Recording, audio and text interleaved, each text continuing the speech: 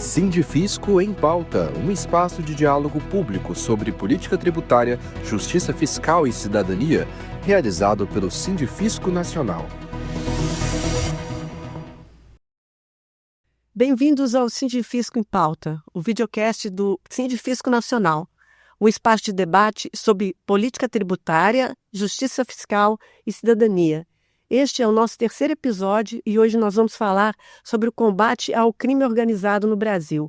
Eu sou Alexa Salomão, eu sou repórter especial do jornal Folha de São Paulo e eu acompanhei a Operação Carbono Oculto. Ela faz parte dessa luta que exige ações coordenadas entre diferentes órgãos do Estado e na qual a Receita Federal e os auditores fiscais têm se mostrado essenciais. Os nossos convidados de hoje são 3 auditores fiscais da Receita. Aqui no estúdio estão o presidente nacional do Sindifisco, Danreal Pereira dos Santos.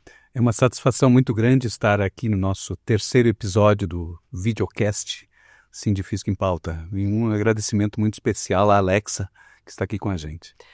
Obrigada. O Roger Correia. Bom dia, colegas. Agradeço o convite e boa sorte para nós. E remotamente temos o Flávio Prado também. Tudo bem, bom dia, Alexa, bom dia a todas e todos. É um prazer poder estar aqui e falar um pouco sobre o trabalho da Receita Federal, o trabalho dos auditores fiscais. O crime organizado atua de forma estruturada e transnacional. Nenhum órgão sozinho dá conta. Por isso, a cooperação entre os órgãos é essencial, como demonstrou a Operação Carbono Oculto, que descobriu um esquema fraudulento envolvendo postos de combustíveis e que chegava até a Faria Lima. Os 2 esquemas tinham ligações com o PCC. A Operação Carbono Oculto foi resultado de uma parceria entre Receita Federal, Ministério Público, por meio dos grupos de atuação especial de combate ao crime organizado, os GAECOS, Polícia Federal, Polícia Civil e Militar, além de outros órgãos. Então, acho que podemos começar aqui o programa justamente falando dessa questão da organização conjunta entre os diferentes órgãos. Como é que foi essa cooperação no caso da Carbono Oculto? Eu acho que a gente pode começar voltando um pouquinho no tempo. Um ano antes teve a Operação Fim de Linha, que ela foi uma investigação envolvendo 2 empresas de ônibus de São Paulo com lavagem de dinheiro oriundo do tráfico de drogas do PCC.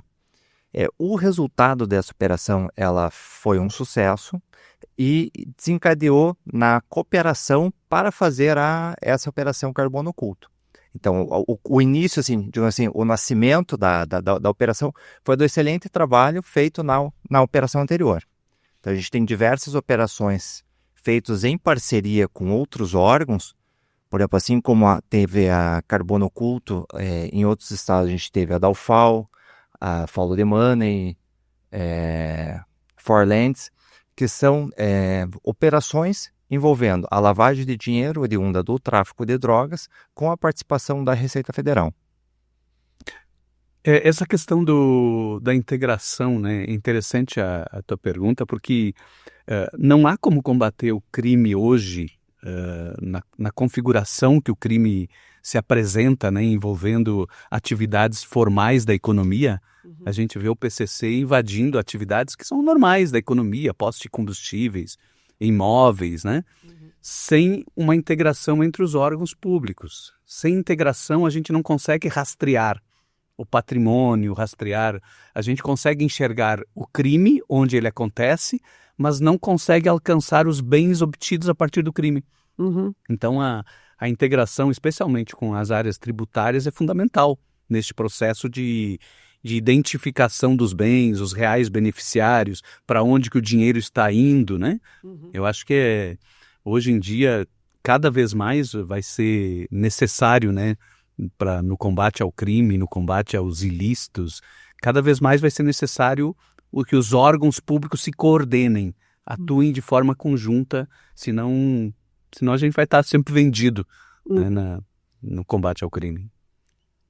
Flávio? É importante complementar também que cada instituição, cada órgão tem uma especialidade ali, né? Então, no caso do Ministério Público, é fazer acusação criminal, né? Das polícias é fazer investigação criminal. No nosso caso, é fazer a investigação tributária. Mas esses casos que envolvem o crime tributário, que envolvem o crime organizado, sempre tem um aspecto tributário também. Então, a Receita acaba atuando também nesses casos, né? E é importante que as instituições vão adquirindo esse trabalho conjunto, porque o crime se organiza, o Estado precisa se organizar também para poder combatê-lo, né? Normalmente os órgãos, eles competem por protagonismo. Na prática, como é que ocorre essa coordenação?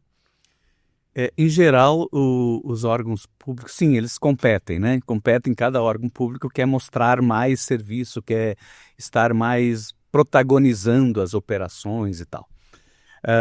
Mas existem, nos órgãos públicos, de forma geral, órgãos de investigação, normalmente existe uma área de inteligência que se comunica mais com os demais órgãos públicos, as demais áreas de inteligência de outros órgãos, né? E na área operacional é que existe mais a competição. Então, existe sempre a competição pelo protagonismo. Mas é uma coisa saudável, ou seja, desde que a competição que existe entre os órgãos não frustre o trabalho integrado, né, ela é bem-vinda, né, uma competição salutar. O problema é quando a competição acaba frustrando investigações, por exemplo, um órgão público escondendo informações do outro. Esse que é o problema que a gente vislumbra, né? E a integração é fundamental. Hoje em dia, essa operação Carbono Oculto revelou o quanto é importante os órgãos públicos estarem trabalhando de forma integrada, né? São 12 órgãos públicos trabalhando no mesmo sentido. Talvez o interessante dessa operação foi o surgimento dela. Então, eram várias ações isoladas e quando os órgãos se deram conta, eram as mesmas pessoas envolvidas. A operação ela foi crescendo em termos de volume. Lembrando sempre assim, que são várias pessoas trabalhando, uma equipe grande trabalhando para chegar ao resultado final desse trabalho. Flávio, você quer fazer algum comentário? Sim, eu acho que é importante destacar que a integração entre os órgãos, muitas vezes ela é conquistada também um pouco com o tempo. Então, como o Roger comentou, essa operação Fim da Linha que aconteceu ano passado foi uma precursora que ajudou a criar confiança, ajudou a criar um relacionamento entre as instituições e, claro, entre as pessoas que trabalham em cada instituição, que levou à deflagração dessa operação Carbono Oculto, né? E nessa confiança também é importante que cada instituição reconheça as limitações das outras instituições, tanto a especialidade quanto as limitações. Mas eu acho que é uma relação de confiança que vai sendo construída e é uma construção contínua e que eu espero que vá gerar muitos outros trabalhos em conjunto ainda. Eu queria entender de vocês se vocês acham que a cooperação amadureceu de forma que a gente possa dizer que o Brasil começa a ter o que contar para outros países, porque a gente ouve muito falar em operações internacionais sobre isso, né? A gente está conseguindo alcançar um patamar que coloque a gente como exemplo em outros países? O que tu acha, Roger? Olha, se é referência, não sei, mas que essa operação ela é um divisor de águas dentro da Receita e dentro do próprio do Estado brasileiro, com certeza um divisor de águas. Porque a gente muda o patamar em termos de abrangência, termos de tamanho da cooperação que teve. Então foram vários atores e órgãos envolvidos. Eu acho que a gente faz uma mudança de patamar. É porque quando a gente analisa assim, as referências internacionais, né? Em geral, existem operações conjuntas feitas por polícias, receitas, mas normalmente não envolve tantos órgãos assim, até porque a complexidade de envolver muitos órgãos, ela é muito grande, né? Muito grande no ponto de vista de guardar segredos. Então, é uma dificuldade muito grande envolver muitos órgãos numa determinada operação. Eu acho que o Brasil inaugura uma forma diferente de atacar determinados problemas, né? Ou seja, problemas estruturados, o crime organizado, que ele se estruturou de uma forma para além da própria prática do crime, que é o tráfico de drogas, por exemplo. né? Ele se estruturou nas atividades da economia formal. Isto exige do Estado uma forma diferente de encarar o problema, né? E eu diria que sim, que o Brasil, eu acho que essa operação coloca o Brasil num ponto de inflexão, né? Num ponto de inflexão. Já tivemos muitas operações conjuntas na Receita Federal, Polícia Federal, Receita Federal e Receitas Estaduais. Tivemos várias operações conjuntas ao longo da história, mas nenhuma com esse porte, né? Com esse nível de envolvimento de órgãos públicos como esta foi. Então, eu penso que isso inaugura um modelo, uma forma diferente de trabalhar no combate às grandes fraudes estruturadas. Flávio, Eu acredito que você queria falar. sim, sim. Não, eu acho que a gente tem bastante a compartilhar com outras instituições aí. Quando a gente faz cursos, participa de eventos com pessoas de outros, que atuam no setor público em outros países, eles mencionam essa necessidade de comunicação para que as coisas deem certo. A Receita pode ser, nesse processo, proativa? Ela identifica o problema e comunica aos parceiros? Ou ela precisa ser provocada? Tem uma ordem aí? Depende do caso. Por exemplo, assim, pode tanto ser provocada quanto a Receita provocar os outros órgãos. Nesse caso aqui, ocorreu as duas pontas. Tá? Ela tanto foi provocada no início na questão dos postos de gasolina, quanto ela provocou a Polícia Federal na questão da gestão dos fundos. Para entrar a Polícia Federal, porque era um crime federal. A gestão fraudulenta dos fundos com sede na Faria Lima. Complementando... Oi. Só complementando o que o Roger colocou, eu acho que é importante também destacar que durante algum tempo a gente teve uma certa insegurança jurídica, porque a gente não sabia exatamente qual o entendimento que o Supremo Tribunal Federal adotaria em relação a essa comunicação de crimes por parte da Receita Federal. Hoje isso parece já estar pacificado. Então, a gente, como o Roger comentou, tem dos dois lados. A ideia da Receita, a missão institucional dela não é a missão institucional principal, é garantir a arrecadação e controlar o comércio, fazer o controle do comércio internacional. Não é, digamos assim, investigar todo tipo de crime, mas quando a gente esbarra nesses crimes, o que a gente pode sim enviar as informações para o Ministério Público começar a investigação propriamente dita. Inclusive, é obrigação, né? O auditor fiscal, quando ele se depara com crime contra a ordem tributária, ele tem a obrigação de fazer a representação fiscal para fins penais. E aí essa representação vai andar no Ministério Público, na Justiça Penal, né? No criminal. E isso funciona em relação a outros crimes também. Qualquer outro crime que um auditor fiscal se depara durante uma fiscalização, ele é obrigado a comunicar ao órgão de competência, que seria o Ministério Público. Evidentemente que isso não significa trabalho integrado. Uhum. Isso aí é um trabalho que começa na Receita, identifica um crime e comunica o crime ao Ministério Público, né? Esse é o procedimento normal. Evidente que, dependendo da investigação tributária que se faça, pode se deparar com o crime organizado. E aí sim, o ideal é que essa operação seja conduzida de forma integrada já com o Ministério Público, com a polícia, justamente para alcançar os beneficiários do crime organizado também, né? Bom, aqui nós encerramos esse primeiro bloco, a gente já volta.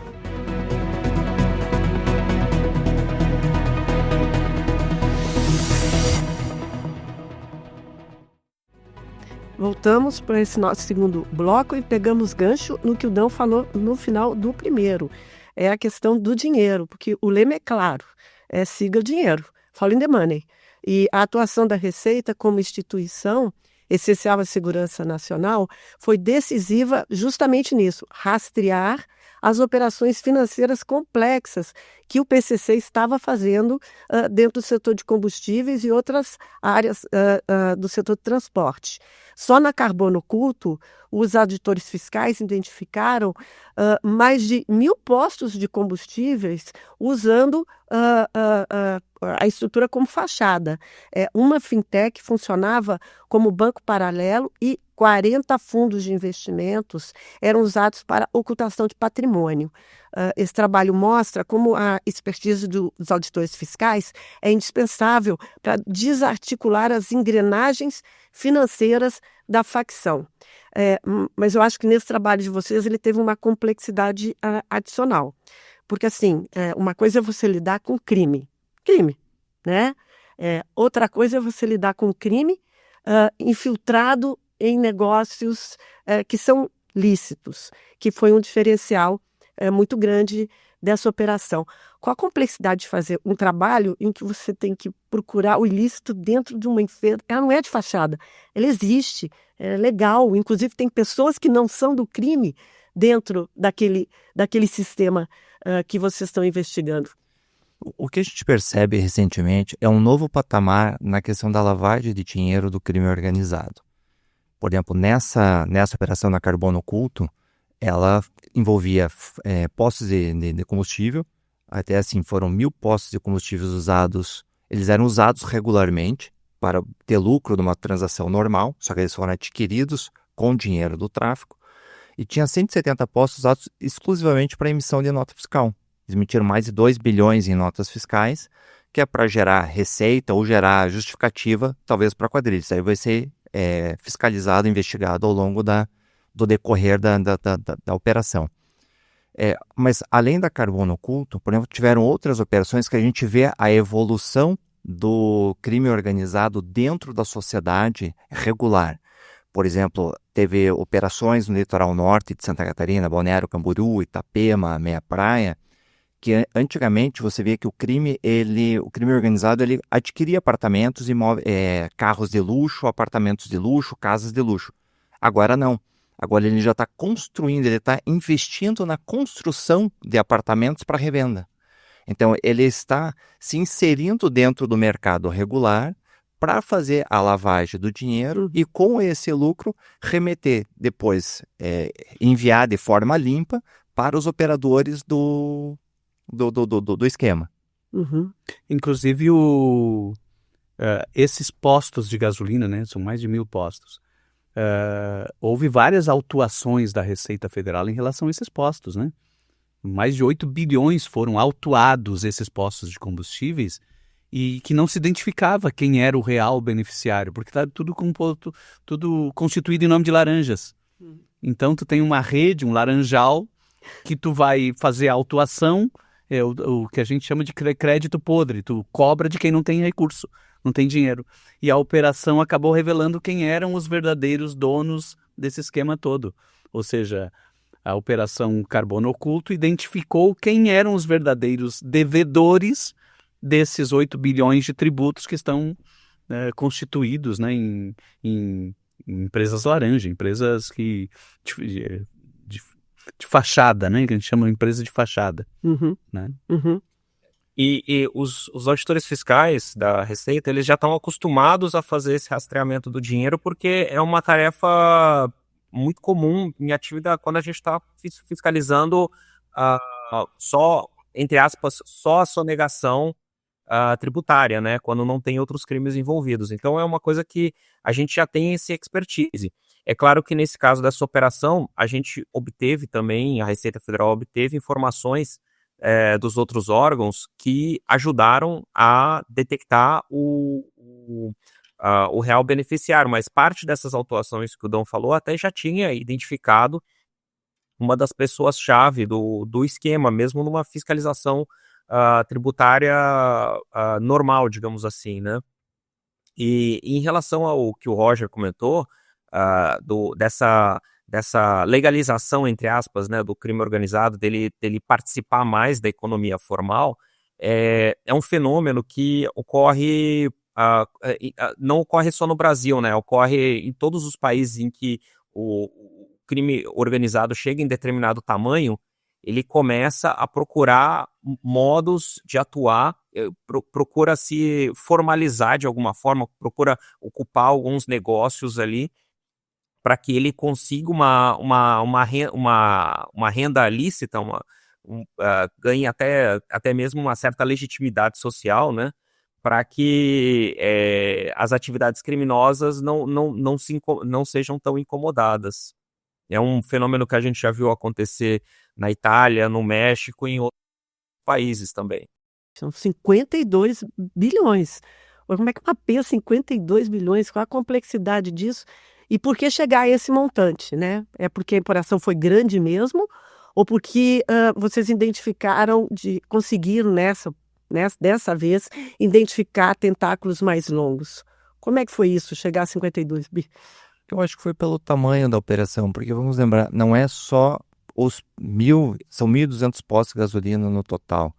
Além disso, teve terminal portuário na mão. Na verdade, eles dominam toda a cadeia de combustíveis, de ponta a ponta.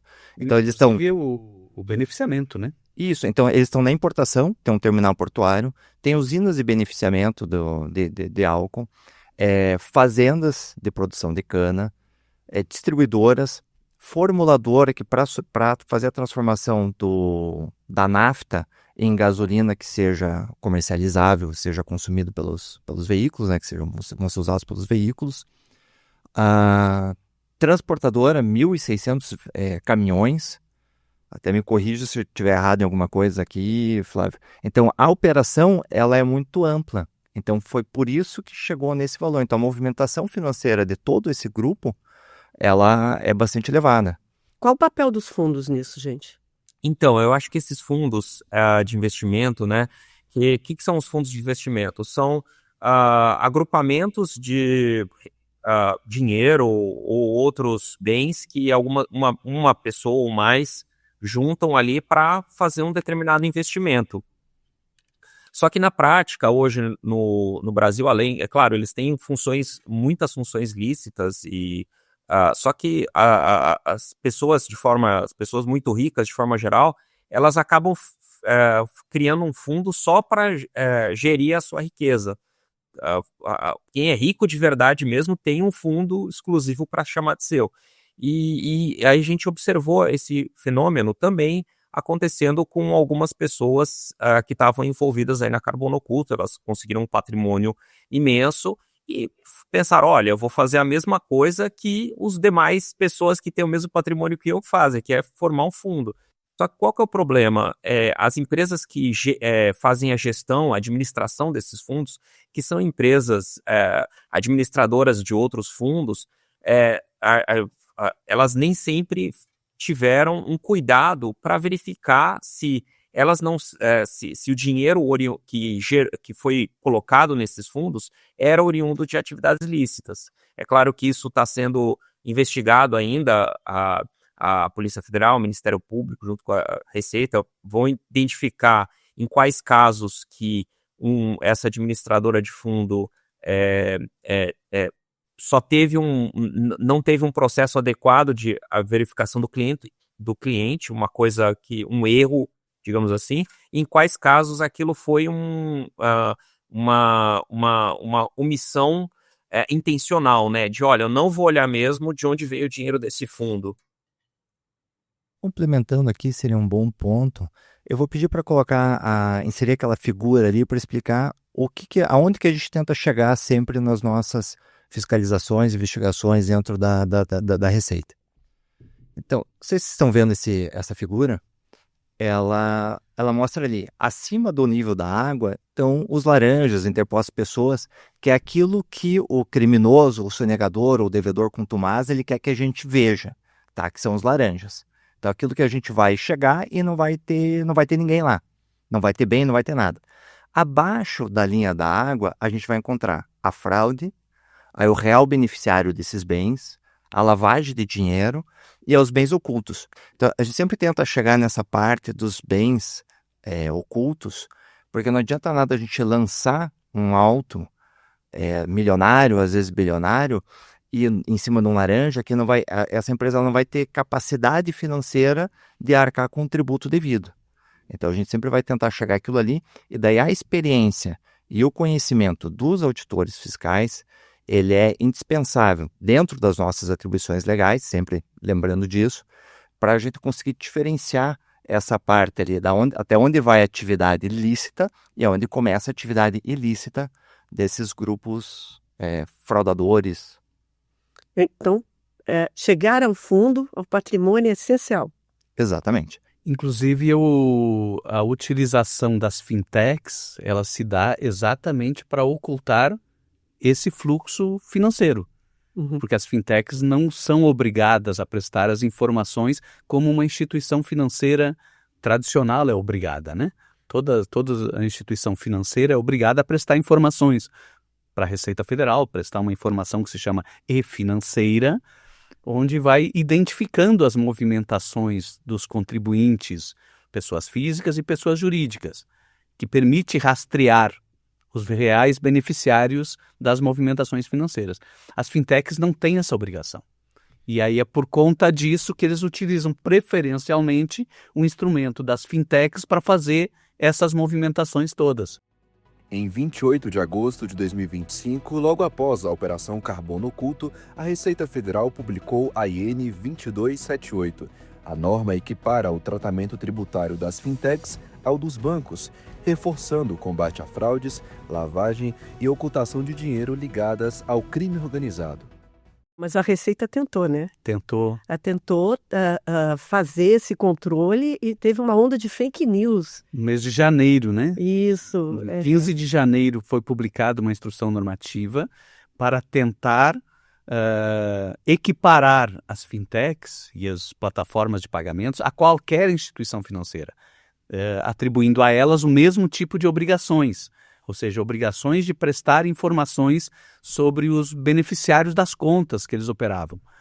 E a gente presenciamos aí uma onda de fake news violenta, né, tentando caracterizar uma pretensa cobrança de tributo sobre o PIX, né? Ou seja, invertendo totalmente a lógica do que estava sendo proposto na época, e que hoje a Operação Carbono Oculto revelou o quanto teria sido importante a aprovação daquela instrução normativa lá atrás para permitir a identificação desses fundos, a identificação da movimentação financeira que opera através dessas fintechs, né? Poderia ter facilitado um monte a... Que lição que fica disso? Porque naquela época o governo recuou, quer dizer, a Receita teve que recuar. Que lição fica nisso para combate a fake news uma próxima vez, uma próxima instrução que tenha essa importância, vocês vão ter que recuar? Pois é, eu acho que é evidente que a gente não sabe a origem das fake news, né? A gente pode imaginar um monte de coisas, mas considerando o volume que essa operação revelou, a gente vê que tinha muita gente interessada em manter ocultas as operações em fintechs, né? Tinha muita gente interessada, portanto, nas fake news para evitar qualquer tipo de monitoramento das fintechs. E não apenas relativo ao crime organizado, relativo às bets, relativo às compras e vendas de criptomoeda. Quer dizer, tem uma série de operações que ocorrem via plataformas de pagamentos e que são invisíveis, né? São invisíveis. São ocultas, né? Não são invisíveis, são ocultas. E que permite um deslocamento muito grande e a Receita criou aquela instrução normativa porque ela observou nos últimos anos um crescimento muito grande na utilização dessas plataformas de pagamentos para as operações normais. Ou seja, estava proliferando demais a utilização dessas plataformas. E o início da investigação dessas plataformas se dava justamente para identificar o volume de recursos nas bets, né? Que não se sabia qual é que é o volume de recursos que uma bet opera, né, de uma plataforma de jogos. Qual é o volume de recursos para poder tributar, né? Para poder tributar o rendimento, os ganhos e tal. E não tinha esse conhecimento. E aí, a partir daí, se tentou monitorar. E o que fica de lição?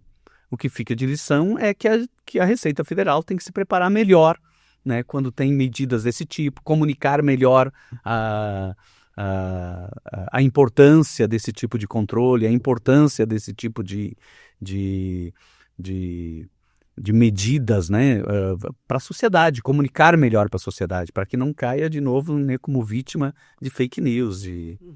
Eu acho que talvez seja bom ressaltar que, por exemplo, o problema não é a fintech. Tá? A fintech ela veio, revolucionou o mercado bancário no país, as instituições de pagamento. A questão é a falta de transparência, talvez a falta de controle que tenha pelos órgãos estatais, de verificação disso daí, exatamente para poder diferenciar o joio do trigo. Por exemplo, a instrução normativa da Receita, ela foi feita em setembro de 2024, se eu não estou enganado. Ela entrava em vigor em 1º de janeiro. 15 de janeiro. 15 de janeiro. 15 de janeiro. Então, na Receita, era tranquilo. Ó. Nunca a Receita teve esse questionamento. Então, foi uma novidade. Era mais uma instrução normativa nova dentro da Receita. Então, com todo esse, digamos assim, essa onda de fake news em cima disso, a Receita vai ter que começar a rever a forma de comunicar e instruir a sociedade. Tá. Flávio? Não, eu ia colocar isso que o Roger até já falou, que assim, quando foi publicado esse ato que as fintechs iam ter que passar, entregar a movimentação, e é importante destacar, não é operação por operação, é montantes globais, mensais ali, que cada pessoa movimenta, equiparando com os bancos, né? Isso foi feito em setembro do ano passado. Era uma medida assim, totalmente, olha, isso aqui é só uma melhoria que para equiparar esse tratamento, como a gente de fato não estava esperando essa oposição tão forte, e que leva ao que o Dom comentou, né, que a Receita vai precisar ter esse aprendizado de como comunicar as coisas. E eu acho importante destacar também que a fintech tem o seu papel no sistema financeiro, né, como o Roger já destacou, só que ela tem que também, esse mercado como um todo, ele precisa amadurecer para entender também o seguinte: os bancos tradicionais, né, eles já entenderam que eles são uma peça importante no combate à lavagem de dinheiro. Isso é pacífico aqui no Brasil e em outros países, que os bancos, o sistema financeiro como um todo, ele precisa ajudar os órgãos, a Receita Federal e os outros órgãos de persecução penal a identificar casos de lavagem de dinheiro. E se as fintechs querem atuar no sistema financeiro, elas também vão ter que ter esse controle, vão ter que fazer essas comunicações de forma que, já que elas querem participar, elas também vão ter que ter esse controle e vão ter que entregar as informações para a Receita da mesma forma que os grandes bancos já fazem. Gancho, nós estamos falando de fintech, uma coisa que se falou muito foi da conta bolsão. Exatamente que instrumento é esse e qual o problema dele? A conta bolsão, ela é uma conta eu diria assim, de muitos beneficiários não identificados. Uhum. Porque a fintech, ela abre uma conta num banco normal, né, onde ela tem um conjunto de beneficiários não identificados que são donos daquele valor. Então ela abre uma conta no Banco do Brasil, abre uma conta onde ela vai movimentar esse recurso. A conta bolsão, ela serve para ocultar os reais beneficiários das operações. E dentro da conta bolsão se transfere recursos de um para outro beneficiário. Então, sem nenhuma rastreabilidade, sem nenhum conhecimento de autoridade nenhuma sobre quem recebeu o dinheiro, quem pagou, ou seja, está tudo por dentro dessa conta, eu diria uma conta não identificada, né? Ou que não identifica os reais beneficiários dos recursos. Imagina assim, diversas pessoas, tem lá a Fintech A, ela vai abrir uma conta, bem isso que o Dom falou, vai abrir uma conta num banco tradicional. Inclusive tem uma questão, Roger, na pergunta anterior, né, que ficou, tem uma fintech que movimentou 80% de recursos oriundos do PCC. Oriundos do PCC. Ou seja, para esta fintech revelar os beneficiários era absolutamente inviável. Né? Ou seja, 80% dos recursos de uma fintech eram oriundos do PCC. Atrás, algumas dessas fintechs, eles até vendiam isso como uma vantagem. Falaram assim, olha, se você tiver dinheiro num banco grande, a Receita, os órgãos, eles vão saber qual é a origem, fazer a rastreabilidade. Esse dinheiro, ele não vai ser rastreável. Ah, eles vendiam mesmo o produto? Vendiam. Era um paraíso fiscal financeiro. Porque o paraíso fiscal é isso, né? Botam dinheiro no paraíso fiscal e ele fica absolutamente oculto. Ninguém sabe de quem é o dinheiro, é conta numerada, né? E não paga tributos, enfim. A fintech funcionava como um paraíso fiscal dentro do Brasil. Não estou dizendo todas, né? Estou dizendo as fintechs de forma geral, elas funcionam para as operações normais do comércio, dos pagamentos que todos nós fazemos quando compra no Mercado Livre, então está usando fintechs, né? Mas elas servem para ocultar os reais beneficiários também, né? Por conta dessa opacidade das operações delas. Então, nesse caso, não seria preciso rever até a estrutura da conta bolsão, fazer uma coisa diferente? Na verdade, assim que saiu a operação da Receita, no dia seguinte, a Receita Federal já publicou uma nova instrução normativa estabelecendo, dessa vez foi mais simples, para evitar toda a onda de fake news que ocorreu em janeiro. Ela só colocou, fintech tem a mesma obrigação da instituição financeira. Pronto, acabou. Então, houve uma... Mas isso encerra o problema da conta bolsão, junto. Encerra em parte, porque a conta bolsão ela só é oculta na fintech. Porque a fintech sabe quem são os beneficiários. Mas quando ele deposita esse valor num banco formal, os beneficiários não são identificados. A conta está em nome da fintech. Tá certo? A fintech administra recursos de terceiros. Agora, como ela passa a ter a obrigação de prestar informações na e-financeira, ela tem que prestar informações mensalmente de um volume de operações por CPF e por CNPJ, ou seja, a quantidade total de operações do CPF tal no mês tal. Se for superior a R$2.000, né, voltou R$2.000. Se for superior a R$2.000 de movimentação, ela tem que informar a Receita Federal. Logo, a Receita Federal vai ter acesso aos beneficiários da conta bolsão. Né? Então, a conta bolsão que está dentro da fintech, ela passa a ser identificada a partir dessa instrução normativa. Eu acho que o Flávio está querendo complementar. Flávio? Isso, eu quero até complementar que não é o primeiro caso de operação que envolveu bastante uma fintech, né? Ano passado a gente teve a operação Concierge, que identificou algumas fintechs que também estavam sendo usadas para sonegação e crime. Teve a operação Obsidiana, que também tinha utilização de fintech e outras. E isso que o Roger comentou, a gente até identificou que no script que o telemarketing usava dessas empresas, dessas fintechs para captar clientes, eles até falavam isso abertamente, olha, a Receita não vai saber quando você movimentou. Então, assim, era vendido como, não, óbvio, né, não como uma propaganda aberta no site, mas no contato eles vendiam sim essa vantagem do anonimato. Do ponto de vista tributário, como o Dão comentou, elas vão ser equiparadas aos bancos e a Receita vai receber essa movimentação. Agora, é claro que aí foge um pouco a competência da Receita Federal, é mais um regulamento do Banco Central, o que eles vão estabelecer de mecanismos para separar esse dinheiro, não mais em uma conta só, separar em outras contas. Isso foge um pouco da nossa competência. A gente recebendo essa informação de quanto cada cliente movimentou, já é o suficiente, já vai ser um passo importante para a gente evitar que elas continuem sendo usadas para sonegar e para outros crimes. Bom, a gente podia ficar aqui e fazer 1 milhão de mais perguntas. O tema é muito curioso e complexo, mas vamos dar mais um break, fazer um descanso e a gente volta daqui a pouco.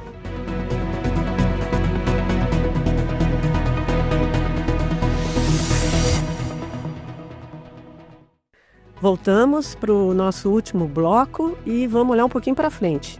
A Carbono Oculto também escancarou o tamanho do desafio que o Brasil vai ter que enfrentar.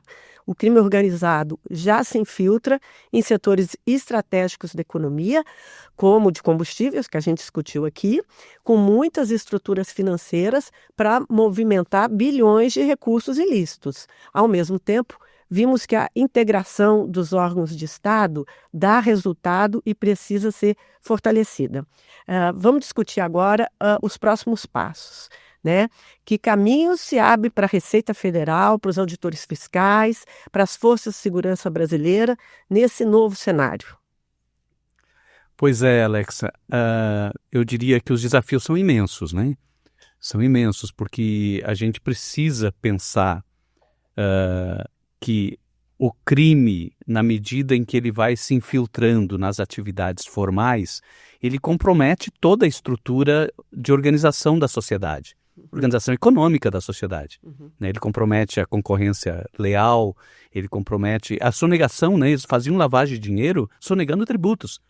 Isso é raro, porque o tradicional é pegar um dinheiro de crime e transformar numa atividade ilícita pagando tributos. Isso é uma forma tradicional de lavar dinheiro. Eles faziam lavagem de dinheiro com operações ilícitas, com maquiagem de combustível, com falsificação de combustível. Quer dizer, mesmo para lavar dinheiro, eles utilizavam operações fraudulentas, operações clandestinas, com sonegação de tributos.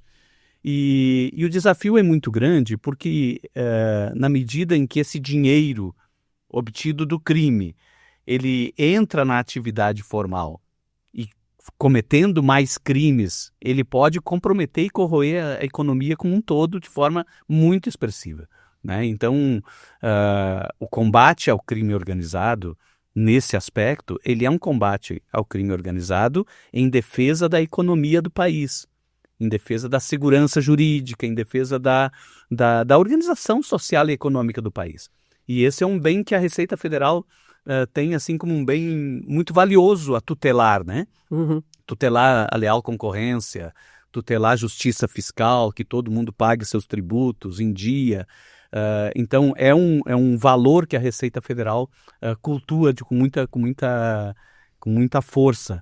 E quando o crime organizado ele compromete esses valores, é evidente que a Receita também tem que atuar, né, de forma expressiva no combate ao crime organizado, para evitar que a própria atividade econômica se corroa e vá sofrendo os efeitos dessas práticas, né? A gente pode discutir aqui um pouco o papel de cada elemento do processo de punição? Por exemplo, regulação, ela já está azeitada? Ela precisa ser revista, aprimorada? Como é que é essa questão? Acho que a parte de regulação falta ainda, sempre tem algo a mais para aprimorar. Para talvez outros órgãos eles possam também dar um passo adiante nessa questão de regulação, incluindo a questão das fintechs. A gente tem as agências, a gente tem CVM, Banco Central, própria Receita. Então, precisa às vezes atuar em conjunto também na regulação, não só no combate, mas também na regulação da atividade econômica para ir fechando essas brechas do crime organizado. Flávio? Então, Alex, eu acho que é importante que a gente tenha segurança jurídica para os contribuintes, claro, né? Para as empresas, para as fintechs, que é por meio de uma regulação bem inclusiva, como o Roger colocou, mas é importante também que a gente tenha uma segurança jurídica de como, do detalhamento, até que ponto como deve ser essa comunicação entre as instituições. Alguns anos atrás, a gente teve uma decisão do Supremo Tribunal Federal que suspendeu quase completamente todas as comunicações entre a Receita Federal e o Ministério Público e a Polícia Federal, e isso causou uma grande... Essa decisão só vigorou alguns meses, depois o plenário do Supremo decidiu de outra forma, mas enquanto ela vigorou, ela causou bastante confusão. Então é importante que a gente tenha segurança jurídica por meio de uma legislação que permita esse trabalho integrado. Interessante essa questão que o Flávio coloca da segurança jurídica, porque, no fim, quem decide é o judiciário. né? Em todos os processos, quem decide ao final é o judiciário. E o judiciário tinha uma tendência muito forte de proteger os dados da Receita Federal, proteger o sigilo fiscal. É importante proteger os dados fiscais, os dados sigilosos. Então, Mas é preciso também tomar cuidado para não inviabilizar o combate ao crime, né? eu vou fazer um contraponto aqui, na verdade é para a gente pensar. Diga. A proteção dos dados, ela é importante, mas se a gente for considerar, por exemplo, países que eles são referência em questão de baixa desigualdade social, por exemplo, Suíça, países nórdicos, eles não têm proteção de dados. Se você quiser saber a declaração de renda de qualquer um no país, você consegue. Sim. Talvez na Suíça. Sim. Na Suíça, na Suécia, na Noruega. Então lá você consegue ter acesso a esses dados. Você vai lá, faz um requerimento, que nem a nossa, por exemplo, é parecido com a nossa lei de acesso à informação, e você consegue os dados de qualquer pessoa física. O controle ele é feito pela própria sociedade da sonegação. Talvez essa nossa proteção excessiva no Brasil dos dados, ela também facilite a proliferação do crime. Qual que é a dificuldade que a gente está tendo hoje em dia? Você não sabe mais se teu vizinho ele tem uma atividade lícita ou ilícita. Então, talvez essa proteção é uma coisa para a gente pensar para o futuro. Não é aqui a gente discutindo isso, né? Mas o do Brasil pensar isso no futuro, talvez seja uma solução para que a gente consiga trabalhar esse risco. É interessante essa questão do que a gente compartilha informações fiscais com outros países. E não compartilha entre órgãos. Curioso. Mas eu queria perguntar aqui, isso não é uma questão de rever até o papel da Receita Federal? Porque ela fica muito no Brasil, ela é o leão, ela é o que tributa. Talvez a sociedade pudesse até ver o órgão com um passo para frente, que é o combate ao crime. Porque não existe o follow the money, o Al Capone não foi pego pelas autoridades nos anos 30 dos Estados Unidos porque vendia bebida. Ele foi pego porque ele sonegava impostos. Talvez não tenha que haver uma redefinição até cultural, a partir até de vocês mesmos, da Receita, de qual é o papel de vocês? Sem dúvida, eu vejo que a Receita Federal ela cumpre um papel fundamental na sustentação do Estado, na arrecadação de tributos, enfim. Mas no que se refere ao crime organizado, é a Receita que tem capacidade de identificar os bens. Então, qual é que é a forma mais eficaz de combater o crime? É prender o criminoso? Ou é retirar os bens do criminoso e prendê-lo? Né? Muitas vezes os criminosos são bilionários e são presos. E continuam bilionários quando saem da cadeia, né? E ser preso faz parte do jogo, né? Faz parte do jogo, tem os melhores advogados, enfim, faz parte do preço deles. E é o preço, está dentro do preço. Mas se a gente não alcança o patrimônio, né, acumulado com o crime, o patrimônio que foi obtido, porque todo criminoso ele busca patrimônio, ele busca riqueza, né? Ele busca ganhar dinheiro.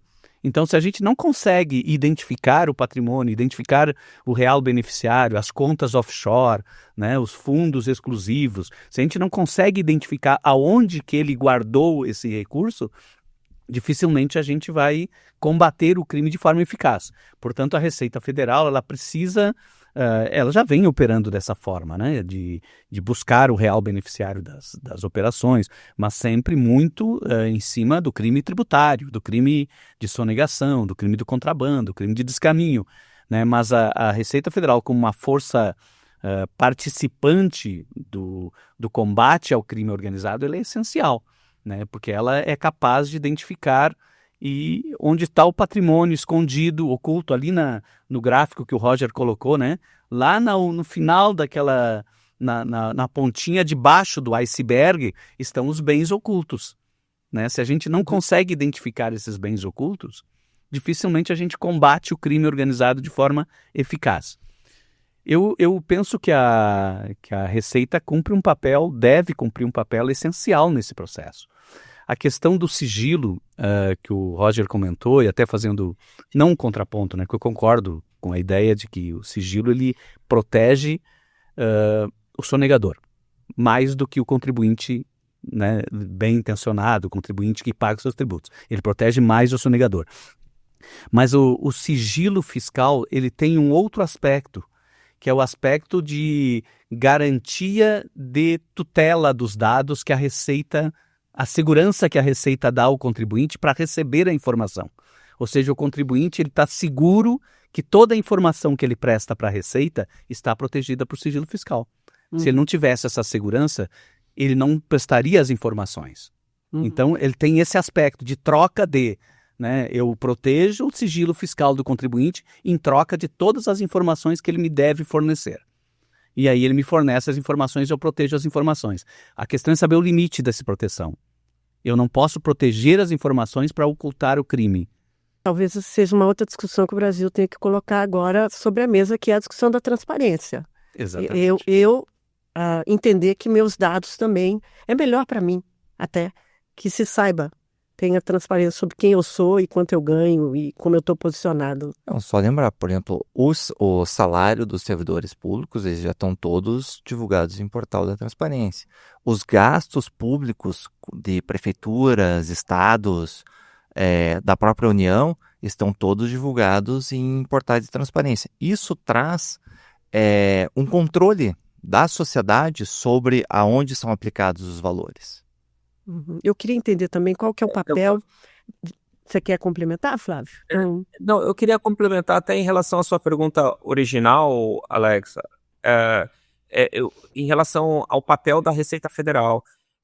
A Receita Federal, há alguns anos, ela mudou um pouco o paradigma de atuação dela, que até alguns anos atrás era muito repressivo, mas, digamos assim, para todo mundo. Então, a pessoa...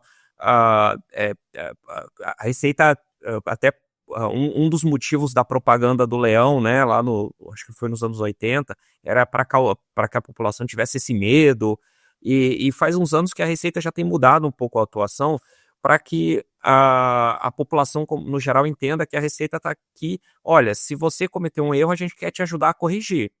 Agora, mas se você está participando de uma fraude, aí sim, assim, a gente vai deixar a repressão, o peso da lei, para os casos de fraude, né? Tocando nessa questão da transparência e da comparação com outros países, no Brasil a gente ainda tem uma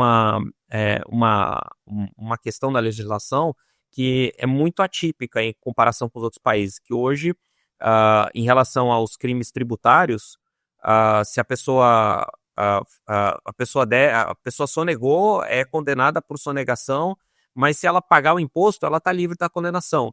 Isso é uma coisa que não existe em outros países e que a gente também espera que aos poucos vá sendo alterada, né? Vocês falaram muito de questões internacionais aqui. Como é que está a cooperação internacional? Parte da Carbono Oculto era uma importação, né, de um produto de metanol que era misturado nos tanques. Mas não é só isso que vem de importação, né? Como que está a cooperação? Tem também os fundos offshore, que também são utilizados pelo crime organizado. Nessa operação em si não se constatou, né, movimentação com o exterior. Mas é perfeitamente possível, né, que agora no decorrer da investigação se identifique fluxos para o exterior, para fundos offshore e fundos, enfim, fundos estrangeiros, né?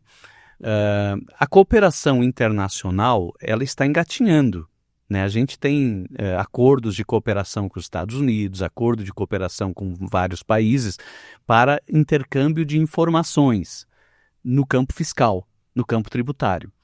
E que não se comunicam com o campo criminal. No campo criminal são os ministérios públicos que têm os convênios internacionais. No caso da Receita, isso não... Uma parte dos acordos deu uma boa evoluída após 11 de setembro. Até hoje é dia 10, né? Mas a partir do momento do ataque terrorista lá, ou por exemplo, os Estados Unidos, eles eram muito refratários a qualquer troca de informações. Com essa mudança, eles começaram a incentivar, até obrigar os outros países a ter mais transparência e mais troca de informações. Por exemplo, a Suíça, que era reconhecidamente completamente opaca a transações financeiras, eles foram obrigados a abrir para combater essa questão do terrorismo. Tá? Então isso a gente consegue aproveitar também na parte do combate ao crime organizado. Mas as operações de comércio exterior da operação, elas foram identificadas internamente no Brasil, né? Os fluxos muito grandes de comércio exterior, interpostas pessoas no comércio exterior, importações de produtos químicos, de metanol E o por próprio empresas combustível químicas. O próprio combustível, mais de 10 bilhões importados em combustível. Isso, então, e utilizando empresas laranja, empresas de fachada para fazer as importações.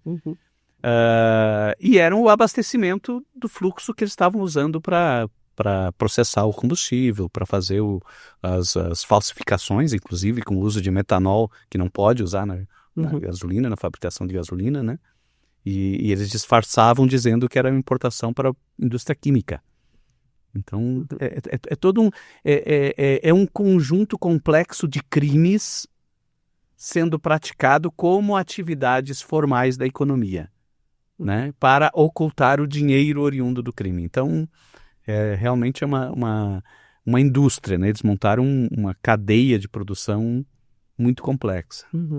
Mas é importante que todos os países entendam que a gente vai ter que começar a trocar informações para valer e trocar informação rápido, porque também não adianta chegar um pedido aqui no Brasil, por exemplo, de um pedido de informação e ele ser respondido 2 anos depois. Aí a investigação já nem adianta mais para uma investigação, seja ela criminal ou tributária, né?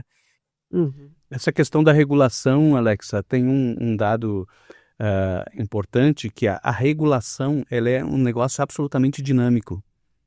A cada dia tem que ter criando novas normas, porque o crime organizado vai se organizando a partir da regulação. Então, a partir do momento que a gente cria um mecanismo de controlar as fintechs, né, os fluxos das fintechs, eles vão encontrar uma outra forma de operar de forma oculta. Então, a regulação ela é a história do gato e do rato, né? Tem que estar sempre correndo atrás das práticas que são comuns no crime, né, para poder ir regulando as atividades de forma preventiva e fechando as brechas para evitar, ou encarecendo, né, o custo do crime. Vai se criando um mecanismo para encarecer o custo do crime. Bom, infelizmente nós vamos ter que caminhar por fim, né? O tempo está chegando no limite. O que a gente vê aqui é que as operações recentes elas deixam muito claro que o crime organizado está buscando se filtrar em setores estratégicos da economia. A gente falou muito de combustível, mas tem transporte, falamos de mercado financeiro, mas também de mercado imobiliário, falamos de mercado de luxo. Bom, isso também mostra que vocês aí da Receita têm um desafio grande pela frente, né? Vocês mesmos falam que é uma instituição que está se adaptando e se melhorando para o combate do crime. Eu desejo sorte a vocês, auditores fiscais, nessa competência de rastrear os fluxos financeiros e pegar esse dinheiro bilionário do PCC que está entrando pela economia. Obrigada e até a próxima. Sindifisco em Pauta, um espaço de diálogo público sobre política tributária, justiça fiscal e cidadania, realizado pelo Sindifisco Nacional.